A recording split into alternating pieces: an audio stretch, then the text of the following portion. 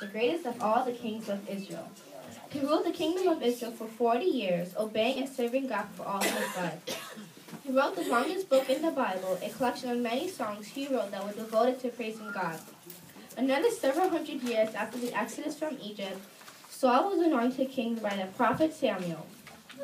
Shortly after he was anointed, the Philistine army introduced a new weapon to their long struggle with the Israelites. The giant known as Goliath stood at 9 feet 9 inches tall.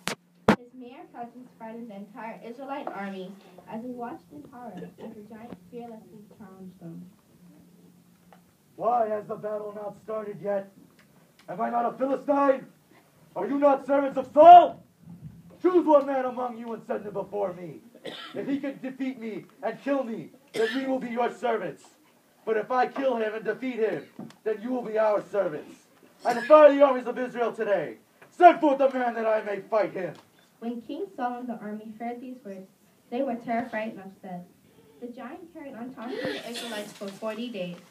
Meanwhile, young David was being sent by his father to deliver food for his older brothers who were on the battlefront. When David arrived at the Israelite camp, he heard Goliath's mean voice mocking the army. He also noticed that the men were very afraid. Do you hear this giant how he defies Israel? The king had proclaimed that whoever can defeat Goliath will receive riches, the hand of his daughter in marriage, and his father's house shall be free. What happens to the man that kills this Philistine and removes such reproach from our nation? Who is this uncircumcised Philistine that he should defy the army of the living God? While David was saying these things, his eldest brother Eliab overheard him. He angrily marched over and grabbed David aside. Why have you come here? Who did you leave your sheep with? I know why you have come. I know your pride and how naughty you are. You have only come to see the battle. What have I done now? Am I not here for a reason? Meanwhile, the other soldiers who had heard David's courageous words ran to inform the king. King, we need you. The king, upon hearing there was someone who was willing to confront Goliath, immediately called for David. My king, do not let the heart of any man fail. Your humble servant will go and fight this giant. Son, you cannot go and fight this giant. You're a boy. He has been trained to fight war since he was a little boy. With all due respect, your majesty, your servant tends to his father's sheep daily. Once a lion and a bear came and stole one of the lambs from my flock. I followed them, rescued my lambs, and killed both beasts. This giant will be like those two beasts because he has defied the army of the living God. The Lord has delivered me out of the paws of the lion and the bear, and he will deliver me out of the hands of this giant. Go. The Lord will be with you. Saul armed David with his own armor. However, the armor did not fit because David was much too small and it was too heavy for him. He removed the armor and took his staff. He carefully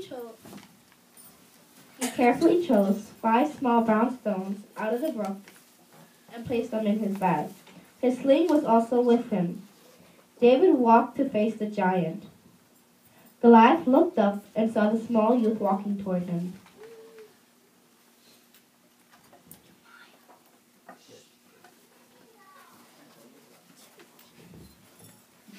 What am I, a dog, that you come at me with a staff? Come to me, boy. I will feed your flesh to the fowls of the air and the beasts of the field.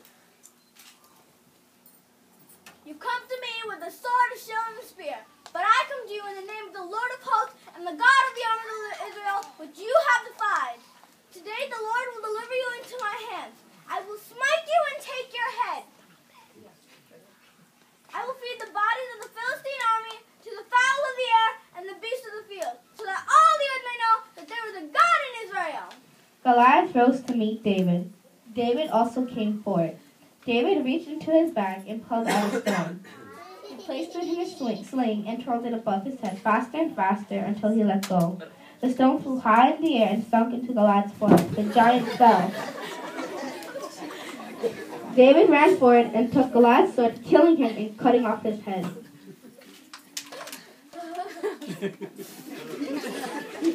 The Israelite army cheered and ran after the fleeing Philistines. As we all know, David became the greatest king of Israel. He would write psalms of praise and worship to God and would serve God for all his life. This moment is another shining example of his faithful obedience to God's calling and his willingness to serve him without question.